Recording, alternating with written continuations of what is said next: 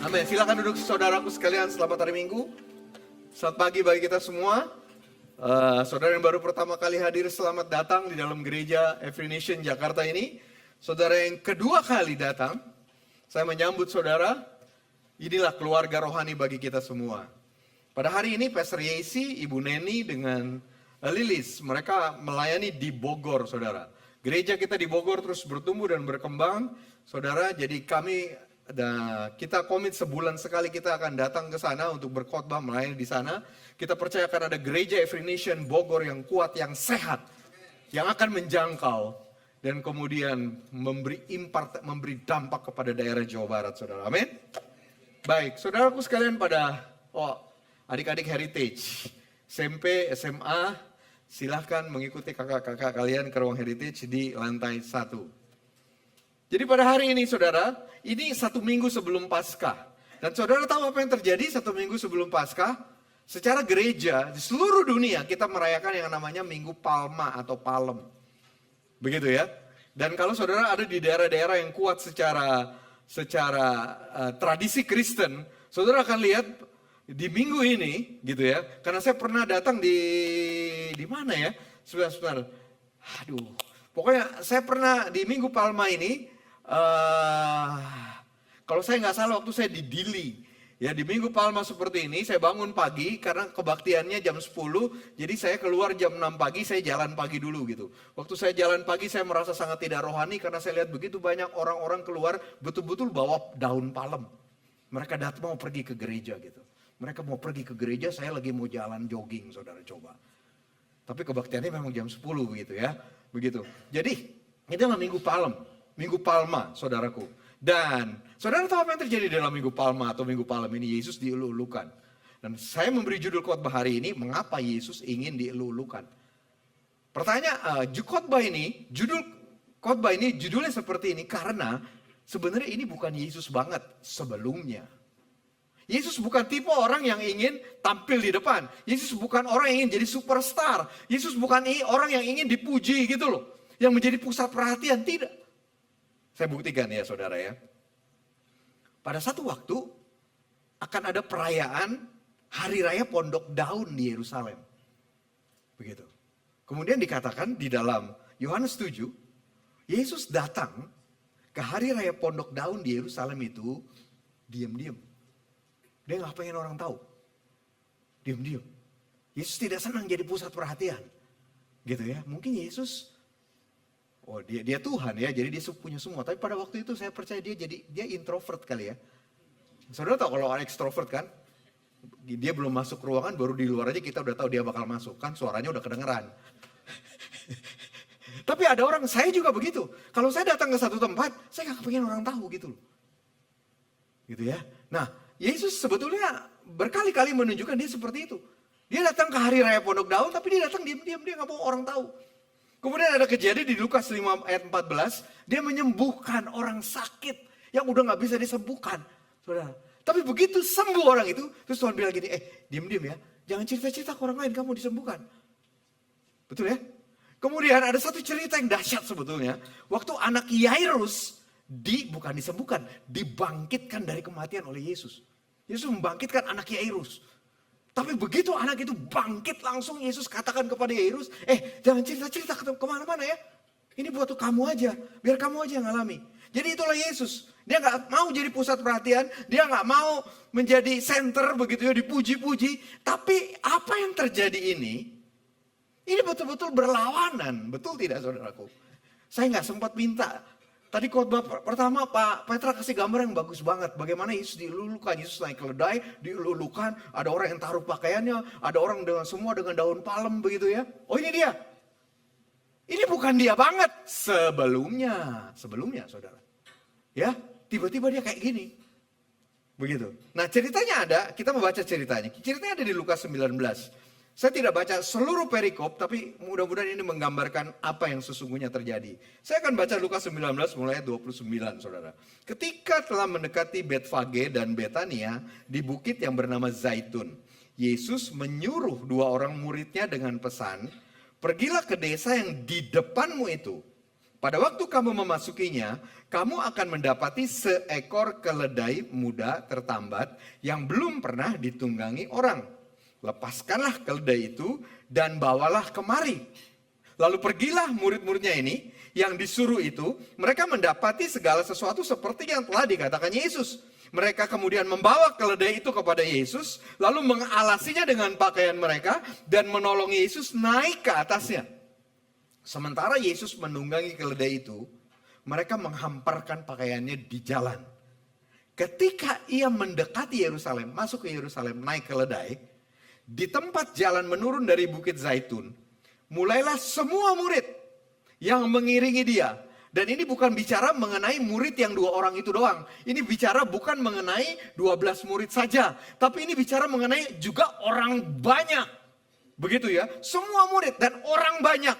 Begitu ya, karena di versi lain terutama di dalam bahasa Inggris dijelaskan orang banyak yang mengiringi dia bergembira dan memuji Allah dengan suara nyaring oleh karena segala mujizat yang telah mereka lihat.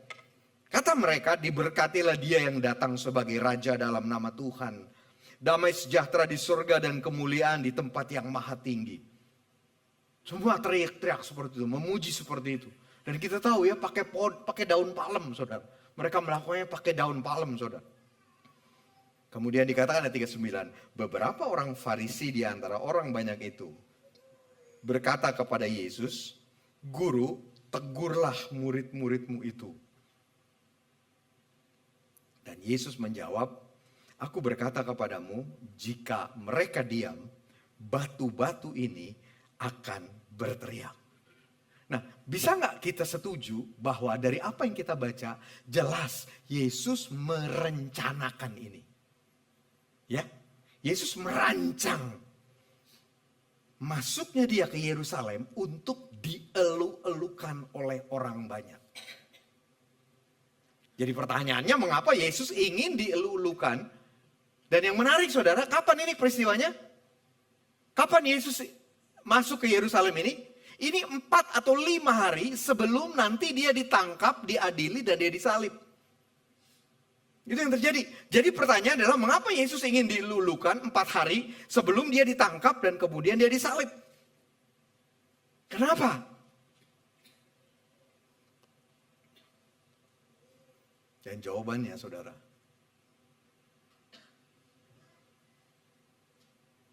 kalau ini ingin dia lakukan dari dulu, dia udah lakukan dari dulu. Tapi seperti yang saya ceritakan kepada saudara kan awalnya nggak demikian dia kan. Cenderung introvert banget gitu kan. Tapi betul-betul dia merancangkan ini. Yesus dielu-elukan untuk menggenapi nubuatan mesianik.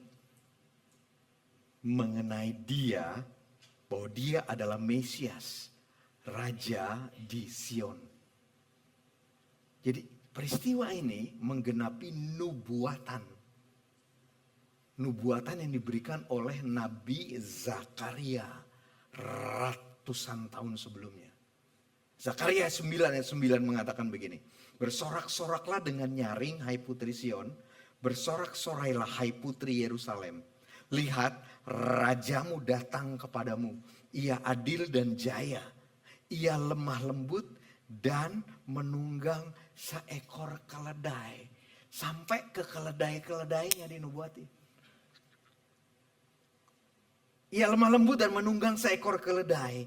Seekor keledai yang muda, anak keledai betina. Itu nubuatannya. Dan waktu Yesus masuk ke Yerusalem, betul persis tepat seperti nubuatan ratusan tahun sebelumnya yang terjadi.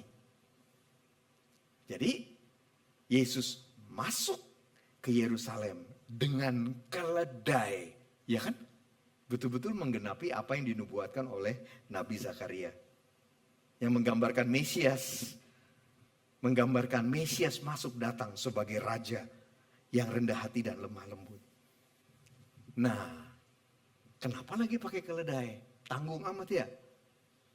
Kalau saudara datang, saudara mau menyatakan diri saudara sebagai raja. Saya pikir kita cari kuda yang paling gagah, paling besar, paling gagah, paling kuat, paling keren, betul enggak? Naik kuda gitu loh, jadi kelihatan ini Mesias, ini raja yang sungguhan. Tapi memang nubuatannya begitu. Dan betul-betul Yesus naiknya keledai, bukan kuda. Beda kan kegagahan keledai dengan kuda. Iya kan? Saya pikir nggak ada orang kalau memang mau show off, naiknya keledai. Tetapi penggunaan ini, betul-betul Yesus ingin menyatakan identitasnya. Bahwa dia ini betul raja. Tapi dia adalah raja yang rendah hati, raja yang lemah lembut.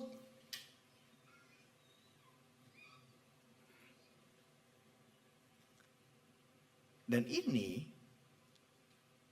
merupakan momen publik pertama di mana dia dengan jelas mengizinkan itu terjadi. Cuma ini doang. Momen yang dia izinkan, yang dia rencanakan terjadi. Jadi dia ingin menggambarkan naik keledai bahwa dia itu rendah hati, dia lemah lembut, dan tujuannya ini bukan untuk perang. Bukan masuk untuk jadi raja yang mengalahkan Romawi. Karena pada waktu itu mereka dijajah Romawi kan. Tapi ada makna rohaninya.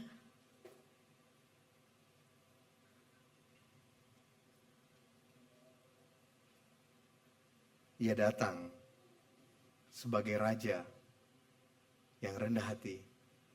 Betul-betul untuk menggenapi nubuatan yang diberikan. Dan sebenarnya saya balik sedikit sebentar. Sebelumnya ada beberapa kesempatan Yesus bisa tampil publik begitu ya. Tapi tidak dia lakukan. Ini baru dia lakukan di sini. Karena waktu-waktu sebelumnya dia selalu mengatakan begini, waktuku belum tiba, waktuku belum tiba. Jadi dia tidak mau melakukan itu. Dan sekarang waktunya tiba, dan kalau waktunya ini tiba pasti ada maknanya saudara.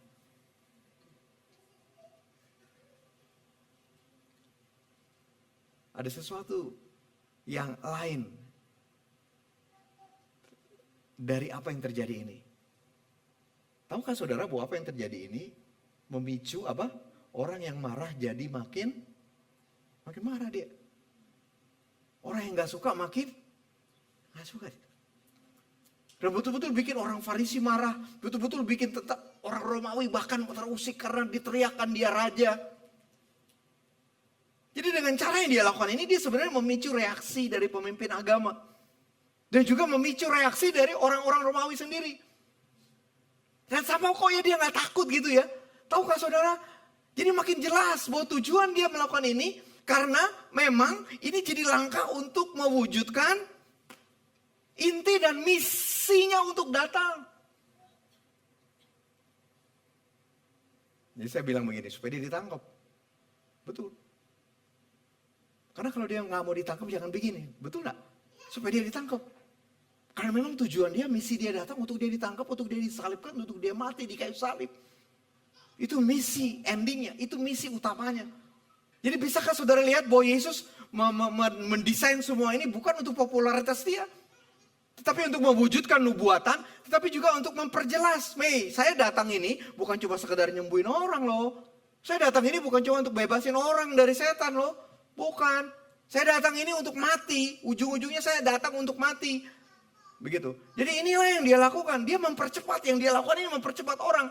Jadi mungkin orang yang masih ragu-ragu. Wah gue tangkap aja dah. Bahaya nih dia. Dia bisa kumpulin massa. Bisa jadi raja. Betul gak? Tapi memang itu tujuannya. Dari kedatangannya. Nah saudaraku. Jadi Minggu Palem ini. Menandai peralihan. Dari pelayanan, pengajaran dan penyembuhan yang dilakukan oleh Yesus beralih ke fase penggenapan dari misinya yang sesungguhnya. Bahwa Yesus datang ke dunia bukan cuma untuk menyembuhkan orang sakit, bukan cuma untuk mengusir setan, bukan cuma untuk memberitakan kabar-kabar yang menyenangkan orang, tapi dia mati di kayu salib. Ia tidak lagi menyembunyikan identitasnya karena jika dulu dia tahan-tahan saatnya belum tiba, sekarang saatnya sudah tiba. Saatnya sudah tiba untuk dia menyelesaikan apa yang telah direncanakan oleh Allah Bapa. Yaitu dia ditangkap, dia disalibkan di kayu salib. Jadi Yesus terbukti kan? Dia bukan hanya penyembuh, dia bukan cuma nabi, dia adalah Mesias yang dijanjikan.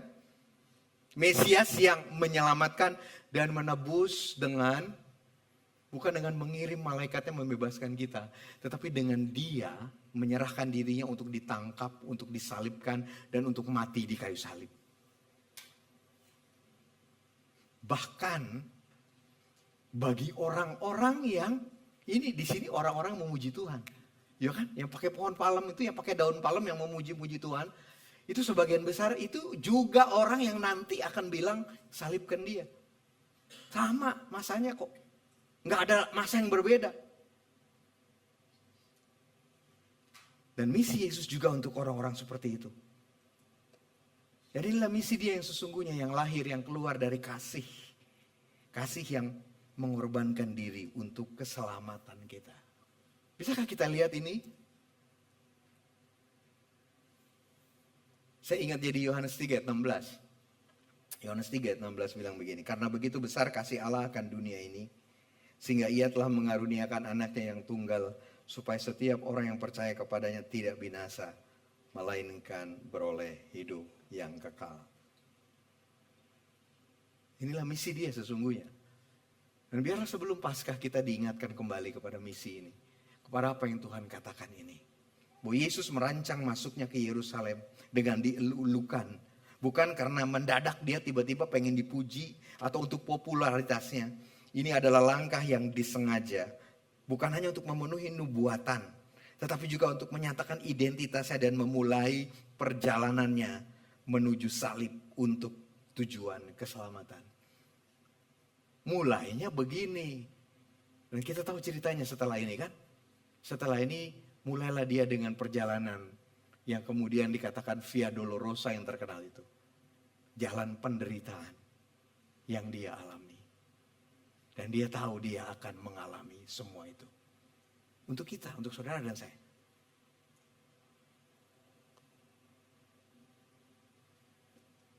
Jadi inilah cerita dari Minggu Palma itu. Minggu Palem itu saudara. Inilah maknanya. Karena akhirnya untuk keselamatan kita, untuk keselamatan saudara dan saya. Jadi bagaimana kita menyikapi Minggu Palma ini? Bagaimana kita menyikapi Minggu Palem ini saudaraku? Di dalam Kisah 2 ayat 36.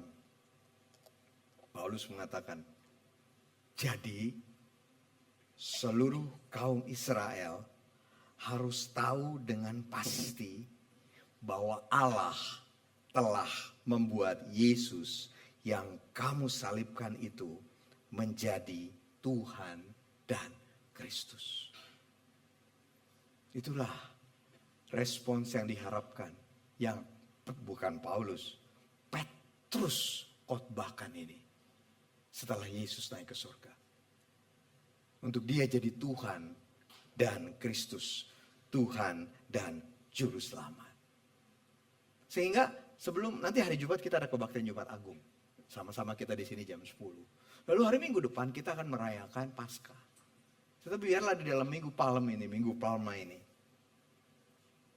menjadi satu introspeksi buat kita. Bagaimana respon kita? Bagaimana respon kita sebagai orang Kristen, sebagai orang percaya? Dan dari apa yang Petrus katakan ini, jadikan Yesus Tuhan dan Juru Selamat hidup kita. Sederhana ya, kita udah sering tahu ya. Tapi inilah respon sesungguhnya yang diharapkan. Jadikan Yesus Tuhan dan Juru Selamat hidup kita. Dan saya selalu mengatakan, percaya Yesus menyelamatkan saudara. Dari kematian aja dia selamatkan, apalagi dari kehidupan sehari-hari saudara, dia akan selamatkan saudara. Percaya Yesus selamatkan saudara. Amin. Karena dia apa? Juru selamat. Tukang menyelamatkan. Tetapi Yesus bukan cuma juru selamat, bukan cuma tukang menyelamatkan. Dia juga adalah Tuhan. Gitu. Saya selalu mengatakan, memberikan perumpamaan ini seperti koin yang isi, koin dua sisi. Uang koin itu ada dua sisi. Kalau uang koin cuma satu sisi, dia nggak berlaku, dia bukan uang. Yesus itu dua sisi, Tuhan dan Juru Selamat. Kita nggak bisa betul-betul hanya Yesus sebagai Juru Selamat, mengabaikan dia sebagai Tuhan. Seenak-enak kita, nggak bisa saudara, dia Tuhan. Itu kenapa kalau kita udah diselamatkan, kita udah bertobat, jangan berbuat dosa lagi, tunduklah kepada Tuhan Yesus. Tetapi di sisi lain, dia bukan cuma Tuhan. Sehingga kita betul-betul ikuti aturan, peraturan, wah bahaya, nggak mungkin. No, dia juga juru selamat. Dan itulah dia dua-duanya, dua sisi. Dia adalah Tuhan dan juru selamat. Jadi di dalam menghadapi Minggu Palem ini saudaraku, mari kita jadikan Yesus Tuhan dan juru selamat pribadi kita. Apakah saudara sudah menjadikan dia Tuhan dan juru selamat pribadi hidup saudara? Itu pertanyaannya. Dan inilah tujuannya. Sehingga setelah kita menjadikan Yesus Tuhan dan juru selamat hidup kita, mari kita menyerahkan hidup kita sepenuhnya kepada Tuhan. Sebagai Tuhan dan juru selamat, serahkan hidup kita kepada Yesus. Serahkan pergumulan kita, serahkan tantangan kita kepada Yesus, saudara. Dan makna, apa sih sebenarnya makna daun palem? Kenapa mesti pakai daun palem, saudara? Kenapa pada waktu Yesus masuk itu pakai daun palem? Daun palma. Daun palma dalam tradisi Yahudi itu melambangkan kemenangan, sukacita, dan kejayaan. Mencerminkan penghormatan dan harapan mesianik, penghormatan kepada Yesus sebagai Raja dan Mesias. Karena itu, kalau mereka melakukannya dulu, tetapi setelah itu kan mereka juga katakan salibkan dia kan. Saya percaya kita bukan orang-orang yang demikian. Kita bukanlah orang-orang yang kita memuji Tuhan, tapi kemudian setelah itu kita salibkan dia. Tidak, saudara. Jadi pertanyaan buat kita, yuk tim musik yuk, naik yuk. Apa sih daun palem buat kita? Apa sih daun palma buat kita? Sesederhana sebenarnya perayaan hari ini bisa, yuk hari Minggu ini khusus kita cari daun palma datang ke sini. Bawa daun palma. Bisa aja kan? Kita buat rame. Gitu. Mungkin kita nyanyi, kita kibarkan daun palma atau daun palma itu. Tapi kembali lagi, ada makna rohani. Lebih baik kita ambil makna rohani dari daun palem atau daun palma itu. Melambangkan penghormatan, melambangkan kemenangan, melambangkan pengakuan kita akan Yesus sebagai Raja dan Mesias. Itulah maknanya. Sehingga saya mau mengatakan kepada saudara, daun palem itu buat saya, itu melambangkan iman saya kepada Yesus. Daun palem buat saya, itu melambangkan betapa saya ingin memuji dan meninggikan Tuhan saya. Daun palem atau buah daun palma itu melambangkan ketaatan saya, pengabdian saya kepada Tuhan. Dan ini yang mau kita lakukan bersama-sama. Kita gak perlu pegang daun palem, tapi biarlah kita melakukan apa yang murid-muridnya, orang banyak itu lakukan kepada Yesus. Tapi bukan tentu untuk kita kemudian menyalibkan dia, tapi untuk betul-betul kita naruh pengharapan kita kepada dia, Yesus, Tuhan dan Juru Selamat hidup kita. Sekali lagi, ini melambangkan iman kita, ini melambangkan pujian, dan ini melambangkan ketaatan dan pengabdian kita kepada Tuhan. Saya ambil ayat yang tadi dikatakan, apa yang mereka sorakan, yang mereka katakan. Mereka bersorak-sorak memuji dia dan mereka mengatakan diberkatilah dia. Dalam bahasa saya, diberkatilah Yesus Tuhan dan Raja. Mulialah engkau untuk selama-lamanya. Amin. Mari kita lakukan ini. Mau gak? Yuk kita lakukan yuk. Ayo bangkit berdiri saudara. Gak perlu dibayangkan daun palem. Tapi saudara mengerti sekarang. Kenapa dia masuk diiringi sorak-sorai seperti itu. Karena dia Tuhan dan Juru Selamat. Dan saya mau saudara mengerti bahwa dia Tuhan dan Juru Selamat buat saudara sekarang. Amin. Apapun situasi saudara, apapun keadaan saudara, dia adalah Tuhan dan Juru Selamat atas hidup saudara. Sehingga dia layak kita imani, dia layak kita puji, dia layak. Karena itu ayo kita berikan ini semua kepada Tuhan. memberikan pujian kita kepada Tuhan. Tuhan, aku berdoa pada saat ini, tidak ada seorang pun yang dipaksa untuk memuji Engkau. Tetapi biarlah kami bisa melihat cerita Minggu Palma ini Tuhan, dari perspektif-Mu. Karena Minggu Palma berbicara mengenai Engkau, menyatakan dirimu secara publik, bahwa Engkaulah Mesias, Engkaulah anak Allah, Engkaulah yang menyelamatkan kami. Bukan dengan kegagahan kuda, tetapi dengan pengorbanan-Mu di kayu salib. Itu kenapa Engkau layak menerima pujian kami, layak menerima pengagungan kami di dalam nama Tuhan Yesus. Tuhan, aku berdoa Engkau lepaskan kami dari tantangan-tantangan yang membebani kami sehingga kami tidak bisa memuji Engkau. Tolong kami untuk sekarang kami bisa memuji nama-Mu, meninggikan nama-Mu, membesarkan Engkau Tuhan di dalam nama Tuhan Yesus. Haleluya. Haleluya. Kita puji Tuhan, amin. Mari kita bayangkan kita pakai palmanya itu. Dengan kita memuji Tuhan dengan lagu ini. Amin. Ayo mari kita memuji Tuhan. Mari siapa nanti kita puji Tuhan kita. Pujikan Tuhan kita. Let everything Let us pray. Praise the Lord. Praise the Lord. Let everything let us pray. let us pray. Praise the Lord. Praise the Lord. Praise the Lord. Praise the Lord. Praise in the valley. Praise on the mountain. Hey, I praise when I'm sure. Praise when I'm doubting. I praise when I'm numbered. Praise when I'm surrounded. His praise is the waters. My enemies drown. As long as I'm breathing, I've got a reason to praise the Lord. Oh, my soul. Praise the Lord. Oh, my soul. I praise when I feel it. I praise when I'm home.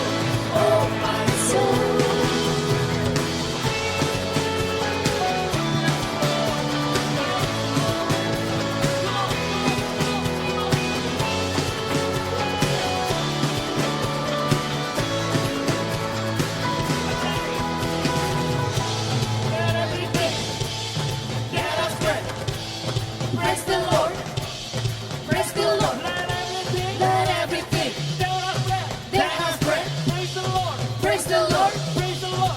praise the Lord. Everything Let everything that has breath. that has breath, Praise the Lord. praise the Lord, Praise the Lord. praise the Lord. Everything Let everything that has breath. that has breath, Praise the Lord. praise the Lord, Praise the Lord. praise the Lord. Amen. Amen. Amen. Tuhan, biarlah Minggu Palma ini mengingatkan kami akan kesetiaan Tuhan kepada kami. Bahwa Tuhan datang sebagai Mesias buat kami. Tapi juga Tuhan, aku berdoa biar Engkau membangun, membangkitkan roh pujian. Aku berdoa biar roh pujian itu ada di dalam hati setiap kami. Di dalam kehidupan kami. Kami senantiasa memuji Engkau, memuliakan nama-Mu, bersyukur kepadamu. Karena Engkau menjadi Tuhan dan Juru Selamat atas hidup kami. Dan aku berdoa pada saat ini bagi kami yang belum pernah menjadikan Yesus Tuhan dan Juru Selamat. Jika saudara belum pernah menjadikan Yesus Tuhan dan Juru Selamat dalam hidup saudara, mari kita undang Dia masuk dan tinggal di dalam hati kita. Mari ikuti kata-kata saya, Tuhan Yesus, Engkau Tuhan dan Juru Selamat. Dan aku minta Engkau bukan hanya jadi Tuhan dan Juru Selamat bagi orang banyak, bagi orang lain, tapi bagi kehidupan pribadiku. Aku membuka hatiku bagi Engkau, mengundang Engkau masuk dan tinggal di dalam hatiku. Sebagai Tuhan, sebagai Juru Selamat atas hidupku. Di dalam nama Tuhan Yesus. Dan Tuhan, aku sungguh berdoa biar ada roh pujian dari hidup setiap kami. Setelah ini, kami terus akan menaikkan puji-pujian kami kepada Engkau. Karena kami tahu Engkau sudah mati di kayu salib buat kami. Engkau sudah menyelamatkan hidup kami. Di dalam nama Tuhan Yesus. Terima kasih Bapa. Terpujilah nama-Mu Tuhan. Di dalam nama Tuhan Yesus. Amin. Amin. Amin. Amin.